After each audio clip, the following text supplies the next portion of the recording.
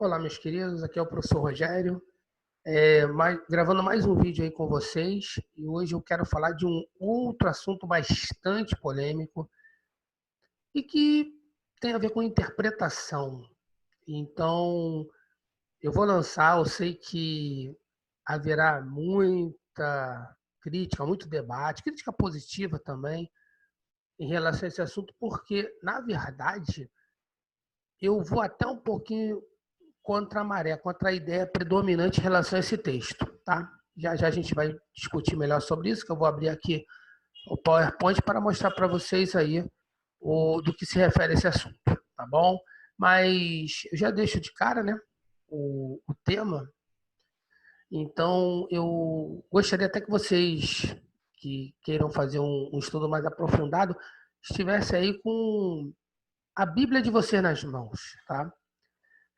Pegassem aí o livro de 1 Samuel, capítulo 28, que é um livro bastante interessante. Talvez até fosse interessante você ler todo este capítulo, primeiramente, antes de nós trabalharmos e discutirmos o assunto, tá? Mas eu vou passar uma palhinha antecipadamente para que vocês possam ter uma ideia, né? O que está acontecendo é o seguinte: vive-se ali, né, o período do reino de Saul. Saul é considerado o primeiro rei de Israel, e Saul já tinha sido rejeitado por Deus por ter falhado em duas situações, né? Uma que ele poupou um rei vivo, outra que ele fez o sacrifício que não era para ele fazer, era para o sacerdote, que no caso era Samuel na ocasião, e ele simplesmente resolveu fazer, né? E o reino dele foi passado para outro melhor que ele, que era Davi, o segundo rei de Israel, que na ocasião ainda não havia sido rei, mas já estava decretado, e Saul, por causa disso, morria de inveja, tentou matar Davi por várias vezes, não conseguindo, obviamente, o que ele queria. Bom, e por ter sido rejeitado por Deus, ele diz o texto sagrado que o Espírito de Deus se ausentou dele e que um espírito maligno estava atormentando a vida do rei Saul. E o rei Saul, ele já não ouvia, Deus já não falava mais com ele, né? Então, há um determinado momento que ele vai descer para a guerra, ele está com medo, ele sente que é a derradeira guerra, ele sente que vai perder, e ele, com medo, aflito, ele busca consulta, primeiro por sonhos, depois ele tenta consultar Urim, tenta consultar os profetas que ele havia matado, quer dizer, e Deus não respondeu. Então ele, desesperado, ele faz algo que, que era desaprovado, que ele antigamente ele perseguia, né? Que eram os adivinhos, os necromantes e tudo mais. Então, não, ele perseguia, matava mesmo. Só que, como Deus não falou mais com ele, ele falou: vou.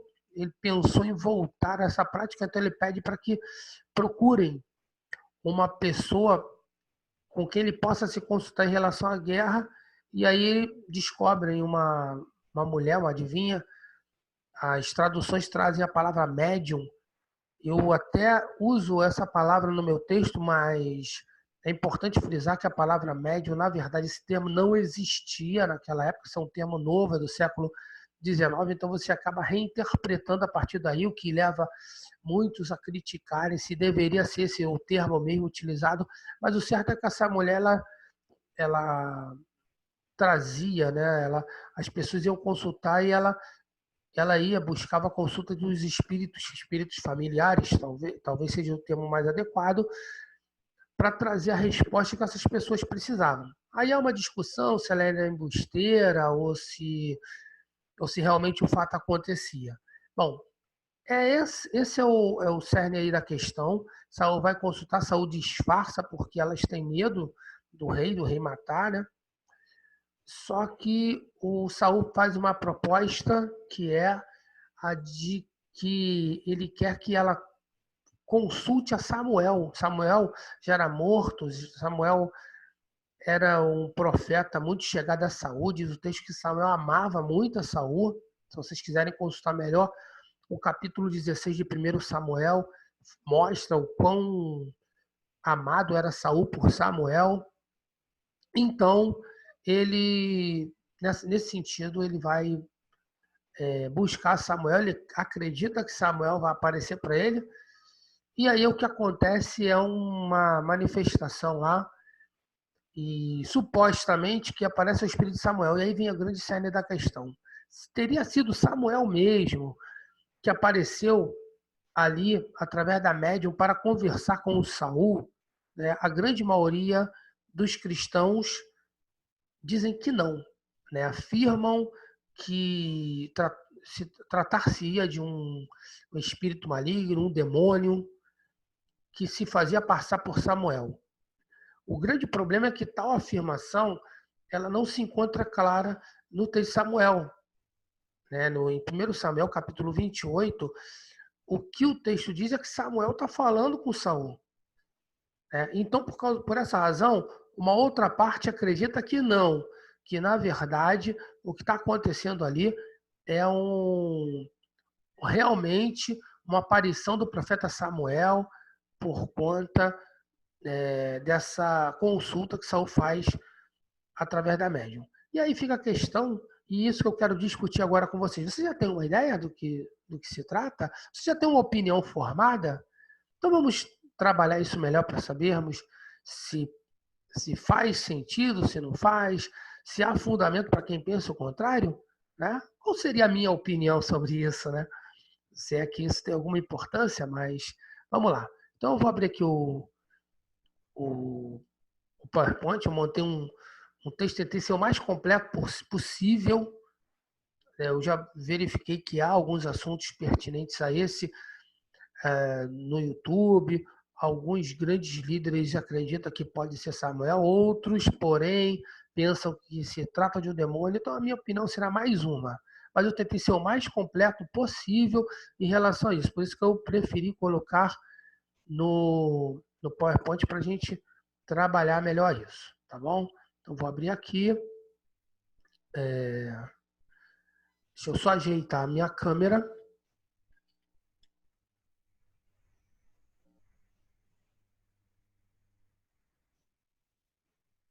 E vou tentar aqui abrir o PowerPoint para a gente poder,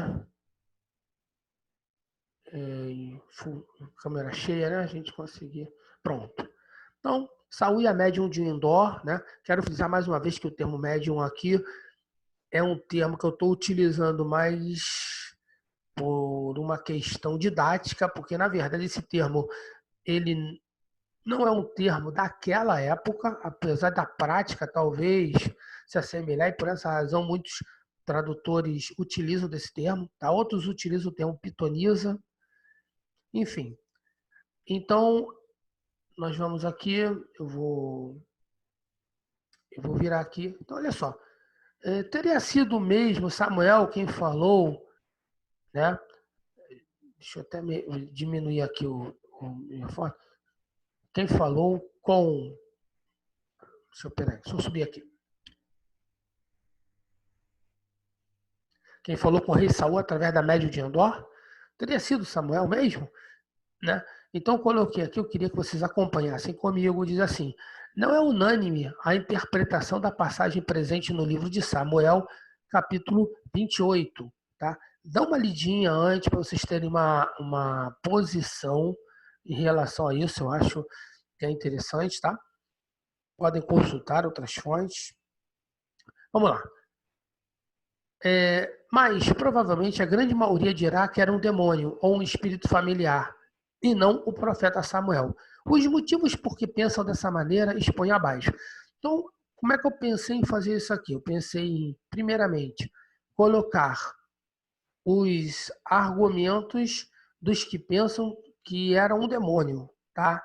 Os argumentos bem fundamentados, e depois eu vou com o argumento contrário, e aí a gente faz uma síntese, levando em consideração aqui uma ótima maneira de nós trabalharmos isso através da dialética hegeliana, né, que é uma dialética que trabalha com a tese, com a antítese, né, que a ideia é o contrário, e depois uma síntese, onde você pega a informação dos dois e você tira as suas próprias conclusões.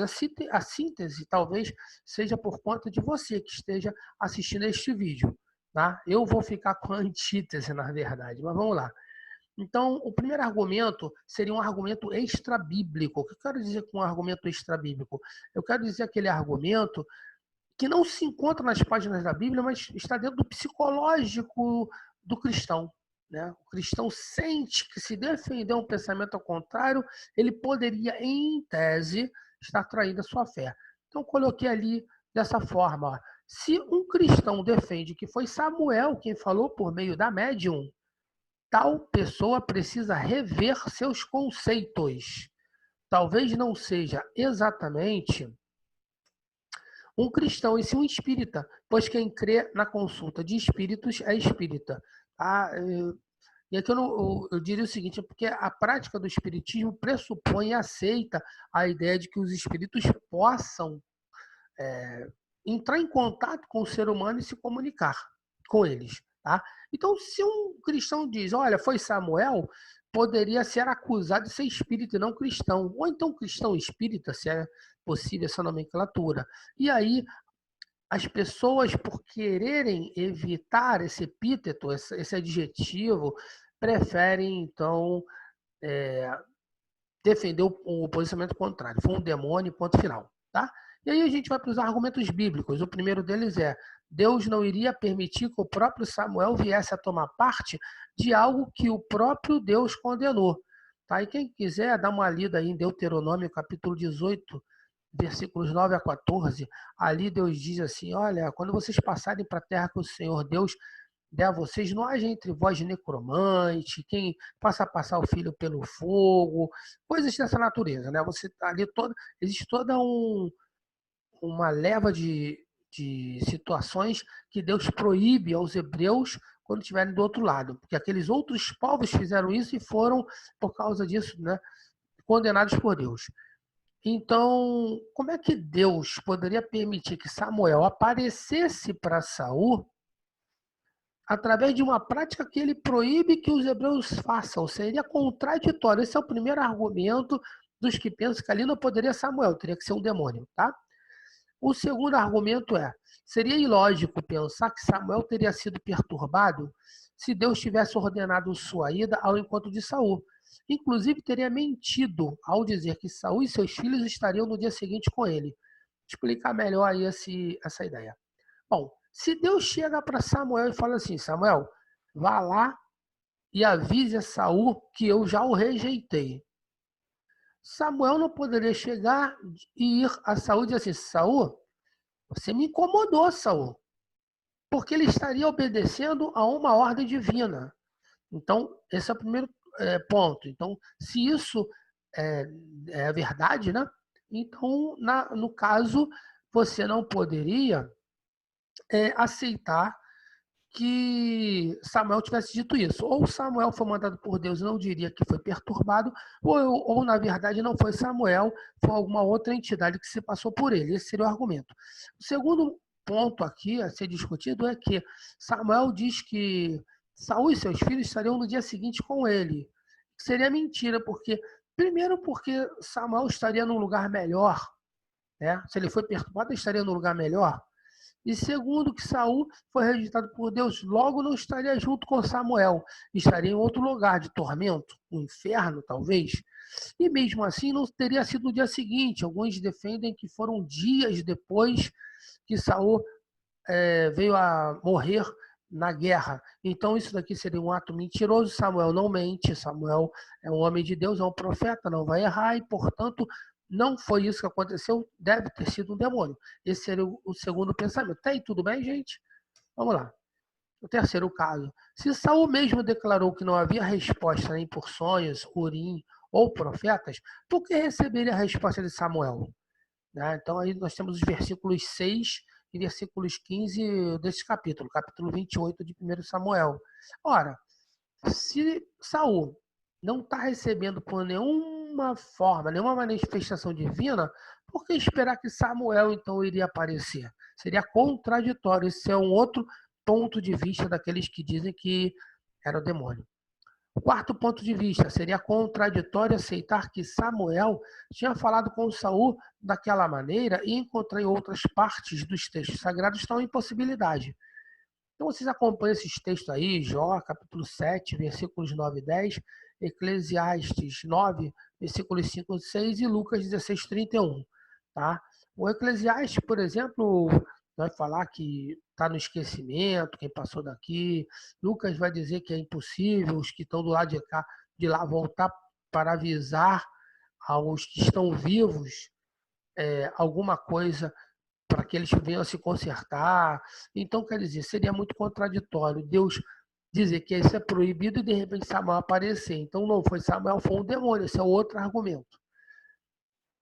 Quinto argumento, o próprio texto bíblico afirma que Saul deveria morrer por causa da consulta feita a médium.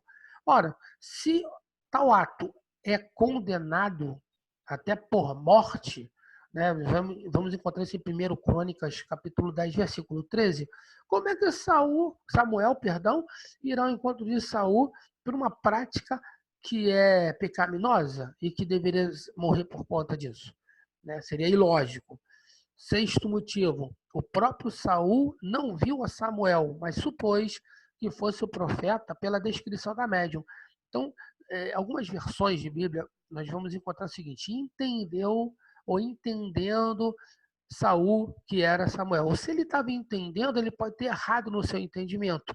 Logo, não foi Samuel, foi um demônio, ele que achou que havia sido Samuel, até pela descrição da médium, e nesse caso ela poderia saber de Samuel e descrever, ou seja, ser um arbusto qualquer. Ok? Então esse aí seria o outro argumento. Tá? A parte final da profecia não teria se cumprido, pois nem Saul nem seus filhos morreram no dia seguinte. Ok? Que eu já havia falado ali anteriormente. Né? Eles pegam o capítulo seguinte, acho que é o capítulo 29, que narra a história de Davi, demoram alguns dias até ali a guerra, aquela coisa toda. Então, nesse sentido, acredita-se que a morte não aconteceu naquele momento, ou seja, o espírito que disse isso mentiu e, portanto, não poderia ter sido Samuel. Tá, ok? Há quem até diga o seguinte, que houve filhos de Saul que haviam permanecido vivos. Né? E se os filhos morreram, então tem algum problema nessa profecia aí. Aí eu coloquei aí embaixo, interessantes os argumentos, na verdade. Mas gostaria de mostrar a vocês o outro lado da moeda. Ao final, meu objetivo será o de expor a vocês que a razão para se aceitar que realmente foi Samuel que falou com Saul e não o demônio, como se é comumente aceito. Coloco a seguir meus argumentos. Então, eu mostrei a tese para vocês, né? Mostrei, né? Mostrei aqui a tese. Vou mostrar agora a antítese, que seria os argumentos meus. Eu vou entrar agora com os argumentos da minoria e depois ficará por conta de você, leitor, a síntese. Aí você pode fazer um comentário. Se quiser dar um like para a gente, você faz um like. Se quiser se inscrever, eu também fico feliz aí, porque pontos como esses aí eu vou levantar, tá? Dentro do nosso canal. Tudo bem? Então agora eu vou mostrar para vocês os argumentos que estão em oposição a esses que eu digo são bem fundamentados, não há dúvida quanto a isso. Tá? Então eu vou aqui só minimizar a câmera para a gente poder... Vamos lá. É bem verdade que as escrituras condenam práticas de consulta a mortos, mas isso não significa que não possa haver comunicação. E admitir que tal fenômeno possa de fato acontecer não faz de você um espírita, da mesma forma que admitir que um homem assassinou a outro é fato, mesmo sabendo que Deus proíbe tal prática. Vou dar uma parada aqui. Então, o que acontece? Quando as pessoas dizem que é errado consultar aos mortos, não quer dizer com isso que é errado porque os mortos não podem falar. Né? Talvez peguem aquela passagem de Eclesiastes que eu citei ali, o capítulo 9, os mortos estão no esquecimento, é impossível eles falarem. Não significa necessariamente isso. Né? Da mesma forma que há uma proibição de que não se deve matar, e, portanto, há muita gente que mata. né? E dizer que não se deve matar porque não existe assassino seria uma coisa bastante incoerente, tá? Então esse daí é o primeiro argumento. Vamos seguir aí. E nem por isso sou também assassino por saber disso. Além do mais, grandes pais da igreja do passado acreditavam que havia sido Samuel quem falou por meio da médium. Dentre eles, citamos Justino Mártir e Orígenes, além da própria Assembleia Judaica. Citamos o notável escritor Raimundo de Oliveira em seu livro Seitas e Heresias. E aí eu vou, antes de eu virar aqui a página, é interessante a gente falar o seguinte, tá? É ponto pacífico no judaísmo que foi Samuel. Há livros antigos que defendem esse posicionamento, tá ok? Então, as ideias mais antigas apontam para Samuel, que falou com Saul. Alguns, vamos dizer assim, cristãos, né? Alguns teólogos pós-apostólicos, mas lá do comecinho, como o caso de Justino Mártir e Orígenes, defendiam também essa ideia. Agora, não quer dizer com isso que não haja também escritores daquela época, né, pós-apostólicos, que pensavam também diferente, tá ok? Eu estou apenas mostrando que a coisa não é fechada, tá? E a própria citação que eu faço do Raimundo de Oliveira aí, notável escritor, né, no livro Seitas e Heresias, ele cita isso, mas ele defende que é um demônio. Tá? Então, para ser justo, eu vou colocar as duas ideias aqui. Estão virando aí, olha. A Assembleia Judaica sempre acreditou que Samuel realmente apareceu naquela ocasião. Essa também era a opinião de alguns dos mais destacados líderes da igreja dos primeiros séculos, entre eles Justino Mártir e Orígenes. Essa é a citação do livro, desse livro As Seitas e Heresias. Agora, olha aqui embaixo. O mesmo escritor também cita outros nomes que defendem ser um demônio, né? Quem apareceu lá para Saul, tais como Tertuliano, Jerônimo, e entre os reformadores temos Lutero e Calvino com esse posicionamento. Bom, desculpa aí, irmãos. O que demonstra, pelo menos, que houve certa divergência de opinião entre eles. O que importa, todavia, é que aqueles que pensavam ser Samuel pertenciam à igreja e não nenhum segmento espírita. O que eu quero dizer é o seguinte: a pessoa não deixa de ser cristã porque pensa ser Samuel e não o demônio. Seria ridículo pensar dessa forma, ok? Nossa, poeira agora pegou aqui. Segundo argumento. Afirmam que Deus não permitiria que Samuel viesse ao encontro de Saul daquela maneira. Justamente por isso ser uma prática condenável. É importante salientar, todavia, que Samuel amava demais a Saul, a ponto de Deus o repreender por isso. Você abre aí o livro de 1 Samuel 16, vai ver Deus falando assim: até quando você vai ter pena de Saul, visto que eu rejeitei Samuel? Ok? Então, Samuel, perdão, ele tinha um amor tão grande a ponto de ter mais pena que o próprio Deus pela passagem, né? Então, isso já era o suficiente para esse amor uni-los. Além do mais, a passagem do diálogo entre eles não foi feita para provar se foi ou não Samuel. Um livro narrativo não tem a intenção de formar doutrina, mas narrar fatos. E se houve alguma intenção por parte do escritor, foi a de, com esse texto, confirmar que Saul já havia sido rejeitado por Deus, e Samuel reafirma isso no diálogo. O que eu quero dizer com isso, gente? Seria ridículo a gente pegar um texto narrativo e fazer disso uma doutrina. Tá? A boa hermenêutica, ela não permite tal coisa. Inclusive, isso daí é muito utilizado no livro de Atos dos Apóstolos, que é um livro narrativo, as pessoas querem, vamos dizer assim, repetir as práticas existentes no período apostólico, nos dias de hoje. Isso daí seria como fazer com que aquilo fosse doutrinário. Na verdade, o escritor ele narra os fatos acontecidos. Doutrina a gente vê nas cartas. O mesmo acontece aqui. Ele está narrando. Ele não está preocupado em querer defender se Samuel ou não. Na verdade, ele até diz que é Samuel, né? Pela leitura do texto é Samuel. Então, mas ele não está nem preocupado com essa ideia. tá ok? De querer defender um ou outro posicionamento. Mas se há alguma intenção do escritor, a intenção é mostrar apenas que, vamos dizer assim, é, o texto confirma a rejeição de Deus a Saul. Tudo bem? Seguindo. A questão da perturbação de Samuel pode ser vista por dois ângulos. Ele estava em sono, ou seja, a alma está adormecida, algumas alguns segmentos cristãos defendem esse posicionamento, a pessoa morre, a alma fica dormindo, né? Ou ele estava em algum lugar melhor, consciente, um paraíso, por exemplo. Né? Há estudos que apontam para o mundo dos mortos como sendo embaixo, conforme a teologia judaica. Além disso, Samuel não mente por dizer que Saul e seus filhos estariam com ele, no sentido de que eles morreriam e iriam para o mundo dos mortos. Pensa-se que o Sheol, ou Hades, era dividido por um abismo. E é isso que encontramos nessa passagem de Lucas 16, onde o rico é capaz de avistar a Lázaro. Então você vê que o rico e Lázaro estão no mesmo lugar que é o Hades, né, o Sheol, porém separados por um abismo. Então nada é contraditório nessa passagem em relação a isso. Tá? Em relação ao dia seguinte, pensam que a morte de Saul não teria acontecido exatamente como narrado, visto que teria demorado um tempo para acontecer. Se for pelo fato que é narrado no capítulo seguinte, é importante salientar que, não necessariamente, a narração está sendo feita dentro de um tempo cronológico, e o escritor pode ter voltado ao tempo para narrar os acontecimentos com o rei Davi.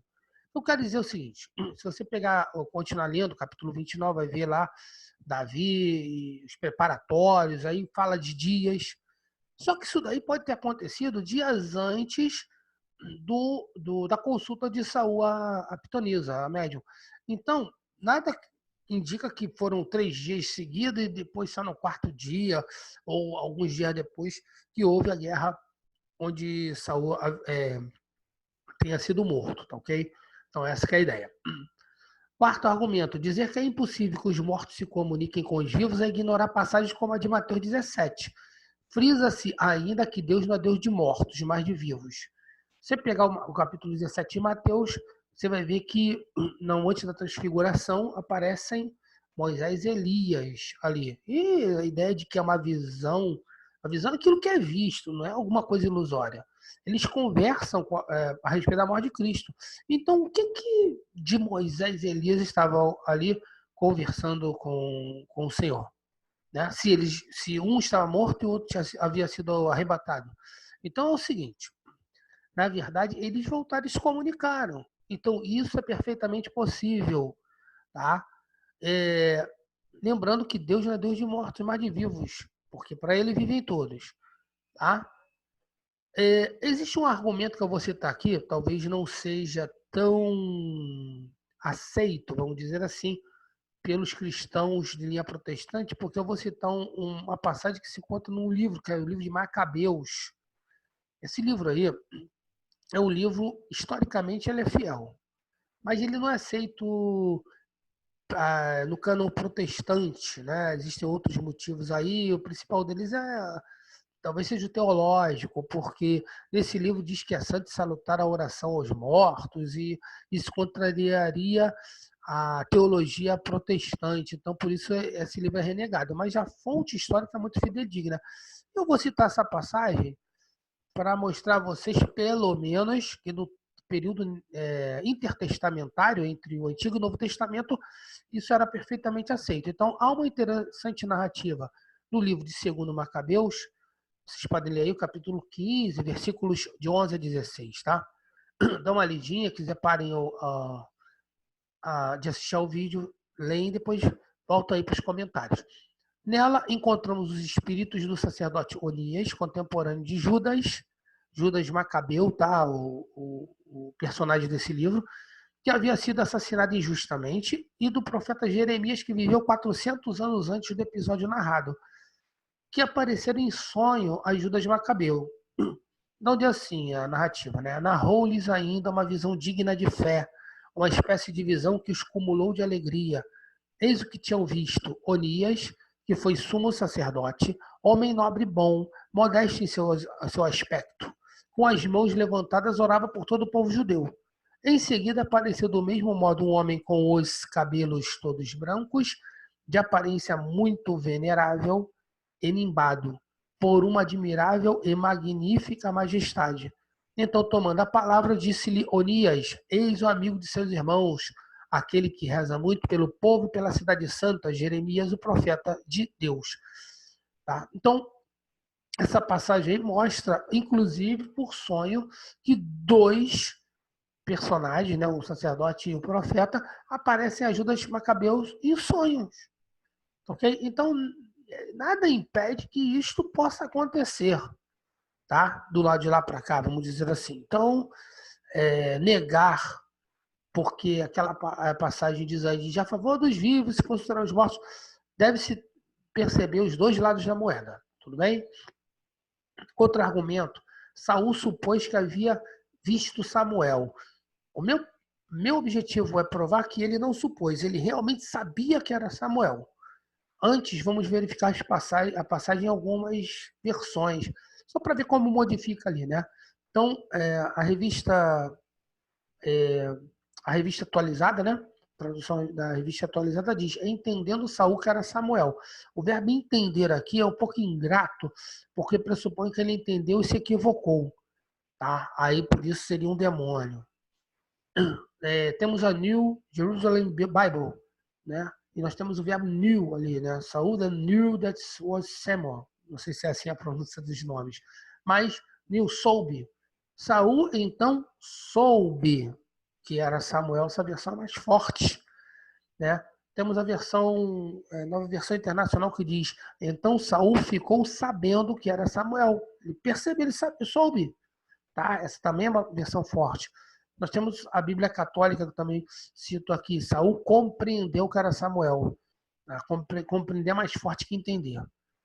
E cito a Septuaginta e a Bíblia hebraica. A Septuaginta traz o verbo grego inosco. Tá? Aqui entre o gama e o ni, para quem entende inglês, tem um iota também. Tá? Inosco. Que significa conhecer. E o hebraico traz o verbo yadá. Raiz, né? Yadá. Também tem provavelmente um rezinho ali no final. Tá? Eu só peguei a raiz. Yod, Ain, Dalet. Que significa conhecer, reconhecer, saber. Então perceba que a ideia de conhecer, de saber, é bem forte. Então é preciso enfatizar ainda que há um pronome enfático no hebraico, repetido pela Septuaginta. Isso significa que é perfeitamente claro o sentido da passagem. E soube que era Samuel mesmo. Tá? O hebraico, inclusive, ele usa hu, que é a expressão de ênfase, né? A expressão, por exemplo, que Cristo usa quando ele diz eu sou, né? Antes que Abraão existisse, ali, hu, eu sou eu mesmo, eu sou de fato, né? Eu sou imutável. Então, aqui nessa passagem de Samuel, tem esse hu enfático aí, que demonstra que era Samuel mesmo, né? Eu acrescento que no próprio versículo 12, o escritor desse livro afirma que a mulher viu a Samuel. Quer dizer, não é que ela viu um demônio. O escritor está dizendo com as palavras dele, ela viu foi Samuel.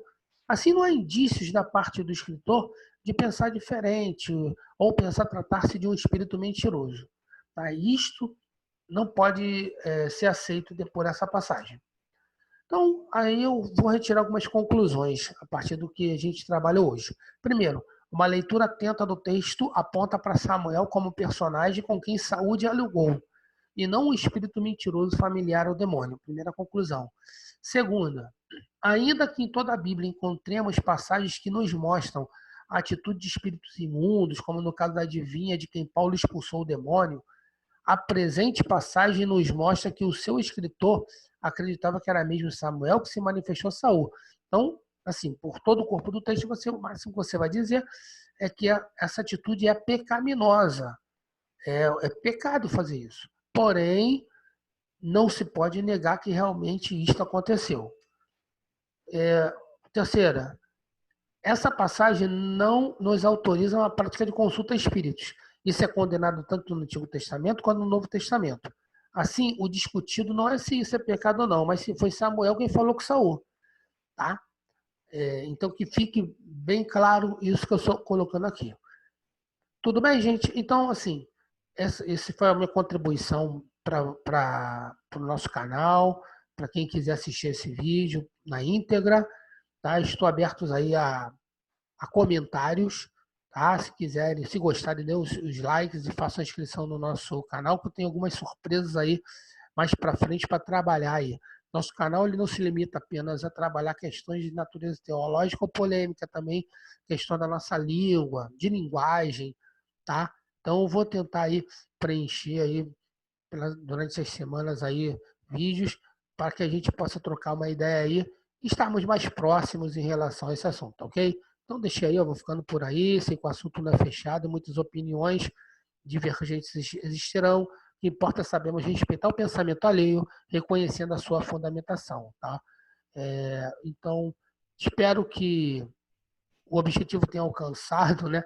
Que eu tenha realmente conseguido com isso trazer um conteúdo interessante. Eu sei que isso daí também é falado muito aí no YouTube, mas eu tentei trazer o mais completo possível o assunto para que vocês possam chegar às conclusões de vocês, tá ok? Forte abraço, guardo vocês no nosso próximo vídeo. Tudo de bom para vocês.